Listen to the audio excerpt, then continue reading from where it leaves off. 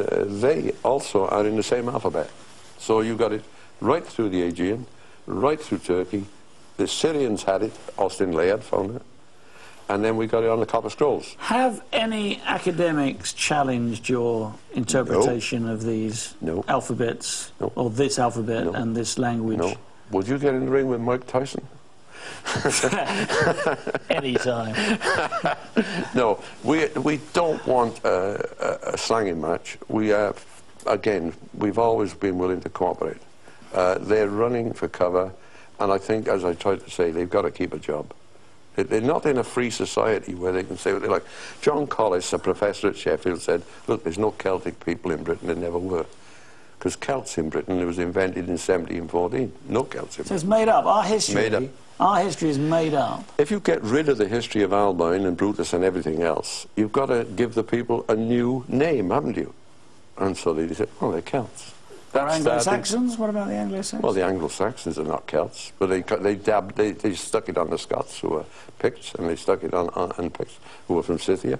They stuck it on the Welsh, and they stuck it on the Irish. But the Irish history says they come from the upper regions of the Tigris. Well, hardly Celts. No. This Celtic business is a load of...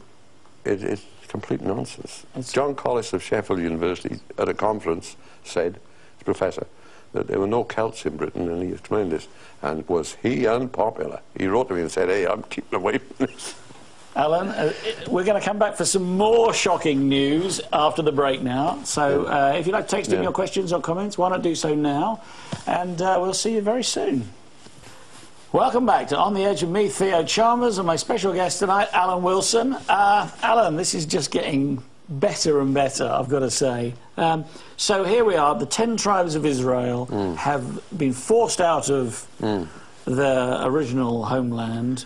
They've come through Turkey, Italy, now they're leaving the Med, heading for a big green island. What happens next? They catch you. No, what happens next is that we have established a firm trail, and a trail of the people which matches the history. With evidence. With evidence. If the alphabet's right, the translation's right, our histories say they gathered on an island, Lagotia, Lemnos. Lemnos. And it all seems to work together and fit very, very well. So where do they land in the UK? Well, certainly one group landed in Cornwall. Another group appeared to have landed in South Wales in the Aberavon area.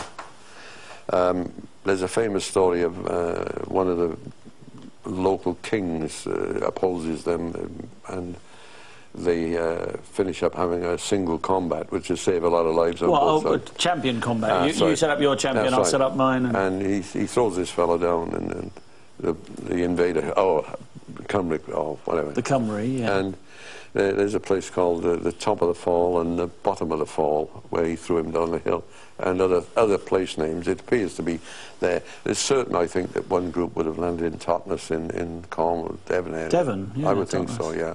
That's very well sort of, I mean, it's so solidly thought on there, I wouldn't doubt it. But another major group would have come up the Severn to South Wales. That's fairly obvious. So, okay, so you've got very large number of people, very large number of people from the Middle East settling down in their new land. That's right. Bringing their language, bringing their alphabet. Now, obviously, eventually, although they still speak Welsh, or they did for a long time, not so much now, the alphabet changed, didn't it? Because they started using the Arabic alphabet. Well, they started using the alphabet. Wasn't there some other suppression of the language? Well, I think it's Richard III, or Richard II, prohibited the use of writing materials in Wales. And certainly Henry IV made it illegal for you to own writing materials in Wales. And this has sort of gone on and on. When Caxton brought printing into London, 1474? I'm not exactly sure of the date. 84, 74, one of them. Well, they prohibited publishing in Wales till 1692. So for 250 years or so. The damage was done, like, to an extent. But the worst thing is in 1846, they had what the Welsh called the treachery of the Blue Books. And a parliamentary commission came and did the usual parliamentary thing, went back with a pack of lies, as it were, written in the Blue Book. And the English government sacked every school teacher in Wales. Now, you've got to realise all the Welsh population spoke Welsh, and about 10% also spoke some English. And they replaced every school teacher in Wales with an Englishman. Who couldn't speak Welsh? Who couldn't speak Welsh. So you had English teachers who couldn't speak Welsh in every school, and a class of kids who couldn't speak English. So it's sort of cultural genocide, really, isn't it? Correct. The perfect term. Cultural genocide. They've been at it for years. The people up in North Wales preserved it more because whereas there are probably more Welsh speakers in South Wales, there's a much greater population. Whereas in North Wales, it's more of a common language between the smaller population. Yeah. And that's where they set up the universities of Aberystwyth and Bangor first, and Cardiff and Swansea followed later. And they weren't set up with grants from big, rich people or anything like that. They were the pennies collected from mine workers and farm labourers, and that's how they set up tiny universities. And so it was a bit orientated towards the north, you know. Mm-hmm. But the language survives. Yes, and in 1896, Professor Sir John Morris Jones, he wrote a thesis, and he showed how the structure of the ancient Egyptian language was identical with the rather complicated structure and syntax of the Welsh language. So when you say he was onto this. When you say the ancient Egyptian language, you mean what, the hieroglyphs? Yes, hieroglyphs he's aiming for. Now, you've got to realise that if these people were in Egypt, Moses took them out, then the trail is into Palestine, or Israel and Judea, and it's then up to the north in Syria, then it's through Turkey, and there are plenty of inscriptions in Turkey, all the way through. Then it's in the Aegean, then it's in Italy and Switzerland, right here. Mm-hmm. And then it comes to the UK. So you've got a lovely trail, and if they started off in Egypt, it should surprise no one if there isn't a link there. Well, Alan, we've upset lots of people already. Yeah. So I think it's time that we upset a few more. If the 10 tribes of Israel are the Welsh, yeah, who are the people who are claiming Israel today? Wow. Yeah, I wish I hadn't, but we will. Right.